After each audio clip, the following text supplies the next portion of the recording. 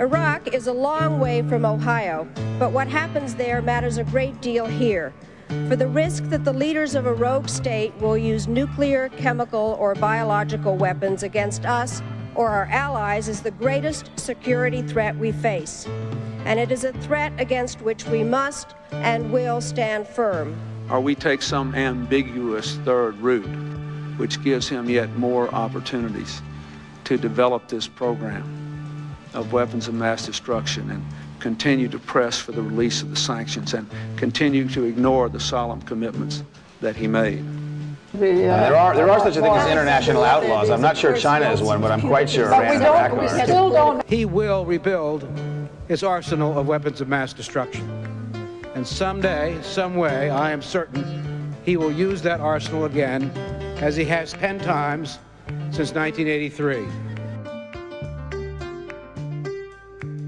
Saddam Hussein certainly has chemical and biological weapons. There's no question about that. There is unmistakable evidence that Saddam Hussein is working aggressively to develop nuclear weapons and will likely have nuclear weapons within the next 5 years. We also should remember we have always underestimated the progress that Saddam Hussein has been able to make in the development of weapons of mass destruction.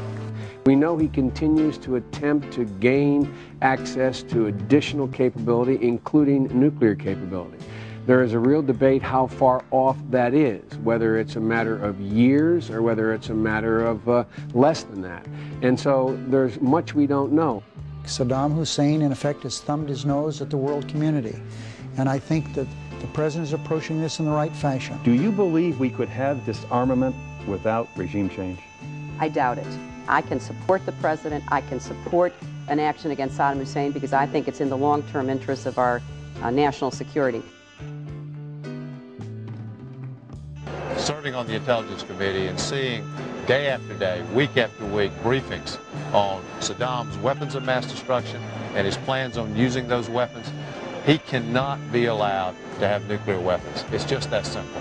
Bill, I support the president's efforts to disarm Saddam Hussein. I think he was right on in his speech tonight. The lessons we learned following September the 11th were that we can't wait to be attacked again, particularly when it involves weapons of mass destruction. So, regrettably, Saddam has not done the right thing, which is to disarm, and we're left with no alternative but to take action. When I made the decision to remove Saddam Hussein from power, Congress approved it with strong bipartisan support.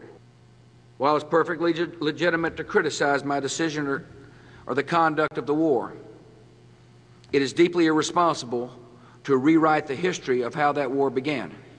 These critics are fully aware that a bipartisan Senate investigation found no evidence of political pressure to change the intelligence community's judgments related to Iraq's weapons programs. As our troops fight a ruthless enemy determined to destroy our way of life, they deserve to know that their elected leaders who voted to send them to war continue to stand behind them.